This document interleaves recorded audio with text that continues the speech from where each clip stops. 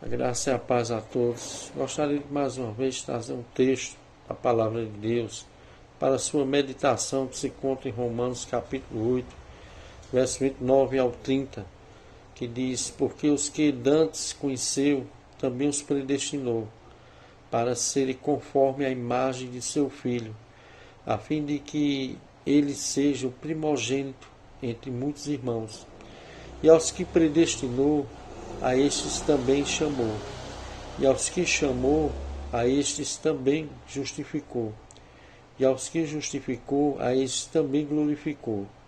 Amados, quando nós estudamos a Bíblia de uma forma um pouco mais rasa, sem muita profundidade, nós vamos pensar que Deus salva o homem, mas o homem precisa fazer a sua parte para ser salvo, ou seja, que a salvação vai depender da parte de Deus e também da parte do homem.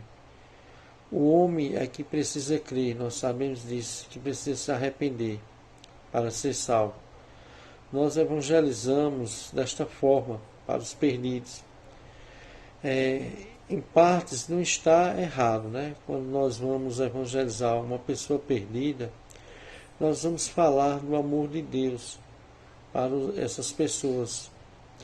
Nós dizemos que Jesus vem salvar pecadores dos seus pecados, da condenação eterna, que todos os homens precisam crer em Jesus Cristo e se arrependerem de seus pecados para serem salvos. Esta é a forma correta para nós pregarmos o Evangelho para as pessoas perdidas. Atos 2, 37 e 38 está escrito: Assim, e ouvindo eles isto, compungiram-se em seu coração e perguntaram a Pedro e aos demais apóstolos: Que faremos, homens, irmãos? E disse-lhe Pedro: Arrependei-vos, e cada um de vós seja batizado em nome do Senhor Jesus Cristo, em remissão de pecados, e recebereis o dom do Espírito Santo.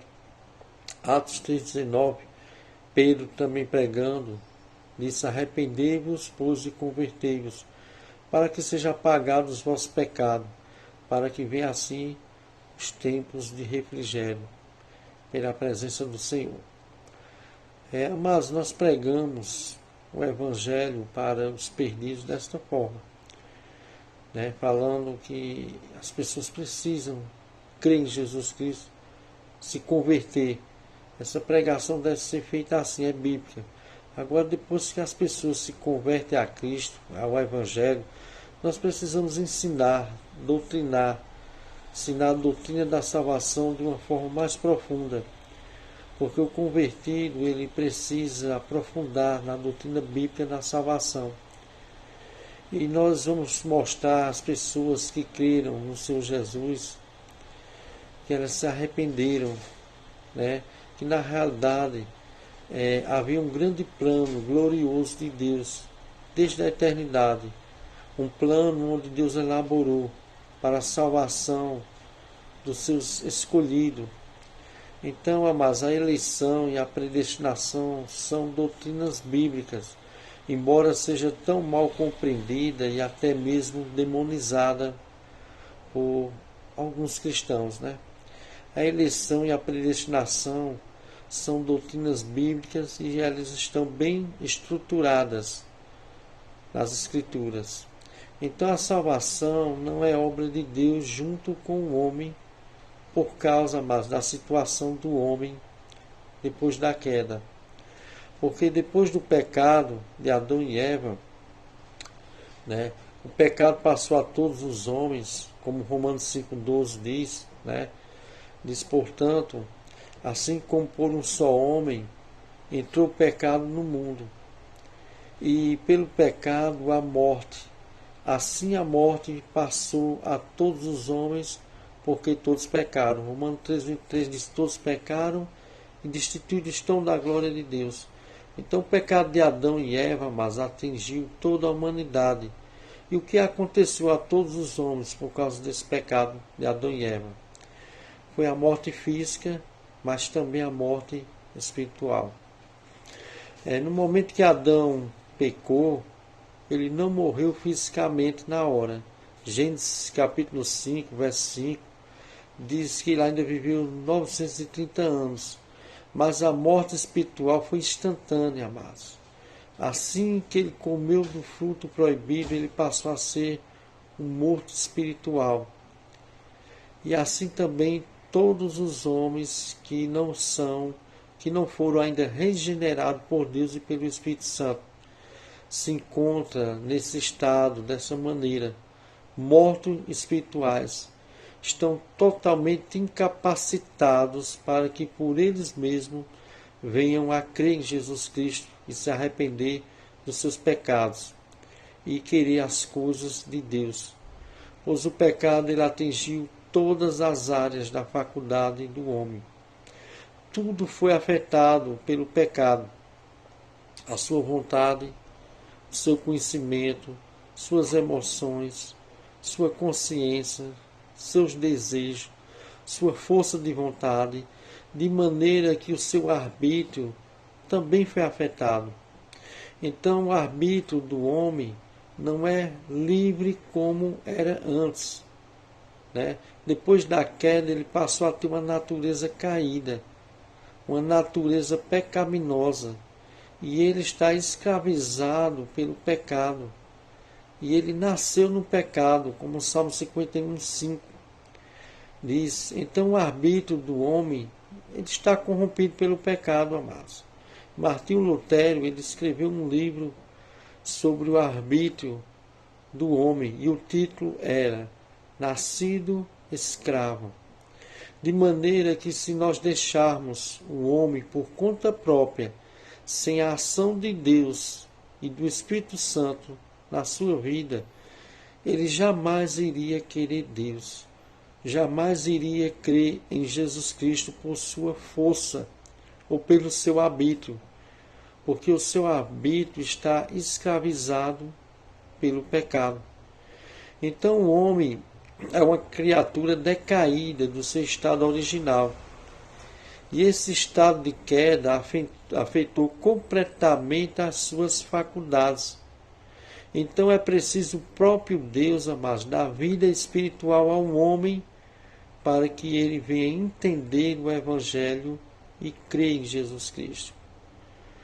Pois a sua natureza espiritual está morta. E como morto espiritual, por si mesmo ele está incapaz de ir até Jesus com sua força própria, ou por sua capacidade própria. Então, amados, por isso Efésios 2:1, o apóstolo Paulo diz que ele, Deus, ele vos deu vida, estando vós mortos nos vossos delitos e pecado. Quem deu essa vida foi Deus, amados. Para que um homem venha a crer em Jesus, se arrepender de seus pecados, primeiro é necessário Deus agir na vida espiritual deste homem, no coração dele, ressuscitando ele espiritualmente. Isto é um novo nascimento, para que ele possa compreender o Evangelho do Senhor Jesus Cristo. Por isso, Atos 16:14, a palavra de Deus diz que certa mulher chamada Lídia, da cidade de Tiatira, vendedora de púrpura, temente a Deus, nos escutava, e o Senhor lhe abriu o coração para entender as coisas que Paulo dizia. O Senhor abriu o coração dela, para que ela pudesse compreender. Segundo ao Coríntios 12:14 diz assim: ora, o homem natural ele não aceita as coisas do Espírito de Deus, porque eles são loucuras, e não pode entendê-las, porque elas se discernem espiritualmente.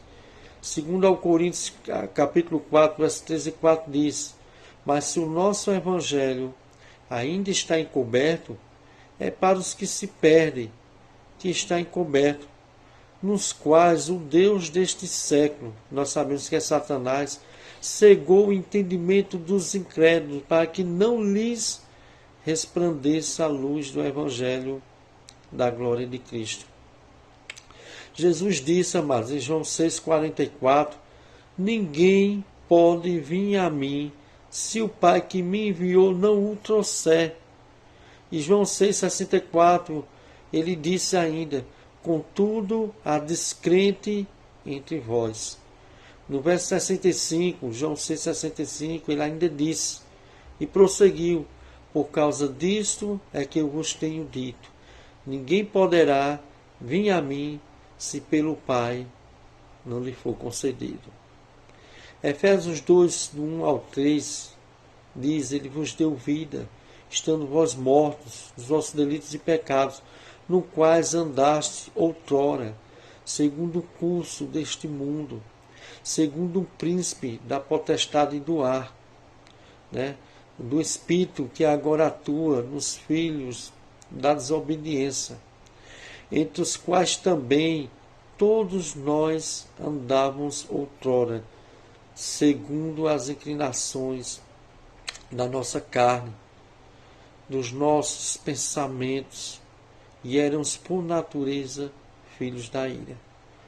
Como também os demais, amados, homens sem Deus lhe desta vida espiritual, ele está morto, amados. Ele é escravo do diabo, ele está escravizado pelo mundo, ele é escravo da sua natureza caída, da carne, da sua natureza pecaminosa. Ele é escravo dos seus pensamentos. Ele vai viver segundo a inclinação da sua carne, da sua natureza caída. Por isso, Romanos, capítulo 7, do 14 a 20, o apóstolo Paulo diz: porque bem sabemos que a lei espiritual, eu todavia carnal, vendido à escravidão do pecado, porque nem mesmo compreendo o meu próprio modo de agir. Pois eu não faço o que prefiro, e sim o que detesto. Nesse caso, quem faz isto não sou eu, mas o pecado que habita em mim. Porque eu sei que em mim, isto é, na minha carne, não habita bem nenhum, pois o querer o bem está em mim, não porém o efetuá-lo, porque não faço o bem que prefiro, mas o mal que não quero, este eu faço. Mas se eu faço o que não quero, já não sou eu quem o faz, e sim o pecado que habita em mim. Eis aí o arbítrio do homem caído. O arbítrio não é livre, de maneira que, se deixar o homem escolher por sua própria natureza as coisas espirituais, as coisas de Deus, ele não vai querer Deus, ele não vai querer Jesus, ele não vai seguir a lei de Deus. Romanos capítulo 3, verso 10 ao 12 diz assim: como está escrito, não há um justo, nenhum sequer, não há quem entenda, não há ninguém que busque a Deus, todos se extraviaram e juntamente se fizeram inúteis. Essa é a situação do homem. Não há quem faça um bem, não há um só. No verso 16, ainda ele diz: nos seus caminhos há destruição e miséria. No verso 17 diz: e não conheceram o caminho da paz. Verso 18: não há temor de Deus diante de seus olhos. O Salmo 14, verso 2 e 3, diz que no céu olha o Senhor para os filhos dos homens, para ver se há quem entenda, se há quem busque a Deus. E o salmista diz: todos se desviaram, juntamente se corromperam, não há quem faça o bem, não há um sequer, amados. Então, amados, o pecado atingiu o homem por completo, inclusive o seu arbítrio. E ele está inclinado à sua natureza caída. Por isso, Romanos 8,7, o apóstolo Paulo diz, Romanos capítulo 8, verso 7, porquanto a inclinação da carne é inimizade contra Deus, pois não é sujeita à lei de Deus, nem em verdade o pode ser. Por isso, amados, a salvação não está no poder do nosso arbítrio. Nossa salvação foi estabelecida por Deus desde os tempos eternos, antes de tudo existir. Por isso, Romanos 8,30 diz que é Deus quem predestina, é Deus quem chama, é Deus quem justifica e é Deus quem glorifica. Segundo Tessalonicenses capítulo 12, verso 13, diz: entretanto, devemos sempre dar graças a Deus por vós, irmãos amados pelo Senhor, porque Deus vos escolheu desde o princípio para a salvação. Segundo Timóteo 1,9 diz que nos salvou e nos chamou com santa vocação, não segundo as nossas obras, mas conforme a sua própria determinação e graça, que foi dada em Cristo antes dos tempos eternos. Efésios capítulo 1, verso 4 diz: como também Ele nos elegeu nele antes da fundação do mundo, para que fôssemos santos e irrepreensíveis diante dele em amor. No verso 5 diz: e nos predestinou para filhos de adoção por Jesus Cristo, para si mesmo, segundo o beneplácito de sua vontade. No verso 11 ele diz: nele digo, no qual fomos também feitos herança, havendo sido predestinados conforme o propósito daquele que faz todas as coisas segundo o conselho da sua vontade. Amados, Deus não nos escolheu para a salvação porque Ele previu que nós iríamos crer nele, como alguns ensinam ou pensam. A fé não é a causa da eleição, mas é o resultado da eleição. Por isso, Atos 3,48 diz assim: os gentios, ouvindo isto, regozijavam-se e glorificaram a palavra do Senhor, e creram todos os que haviam sido destinados para a vida eterna. Só irão crer aqueles que são eleitos de Deus. Tito 1,1, Paulo diz: Paulo, servo de Deus e apóstolo de Jesus Cristo, para promover a fé que é dos eleitos de Deus e o pleno conhecimento da verdade. Filipenses 1,29 diz que Deus não só nos concedeu a graça de padecer com Cristo, como também de crer em Cristo. Efésios 2, 8 e 9 diz que pela graça sois salvos mediante a fé, isto não vem de vós, é dom de Deus. A graça, a salvação, a fé é dom de Deus. João 10, do 24 ao 26, diz que rodearam, pois, os judeus, e disseram-lhe a Jesus: até quando terás a nossa alma suspensa? Se tu és o Cristo, diz-nos abertamente. Respondeu Jesus: eu já vos tenho dito, e vós não credes. As obras que eu faço em nome do meu Pai, estas testificam de mim, mas vós não credes, porque não sois das minhas ovelhas. Como já vos tenho dito. Mas a doutrina da eleição e da predestinação é bíblica. Tem sido uma doutrina mais odiada por alguns cristãos. Não é, mas uma doutrina criada por calvinismo, os presbiterianos, congregacionais, e os batistas particulares ou reformados, mas é uma doutrina bíblica que tem grande aparo nas Escrituras e que glorificam a Deus, pois só o Senhor pertence à salvação. E é Ele quem predestina, é Ele quem chama, é Ele quem justifica e é Ele quem glorifica, como fala em Romanos 8,30. E também é Ele quem dá a fé aos seus eleitos. A Ele toda honra, toda glória e todo louvor. Que Deus abençoe em nome de Jesus.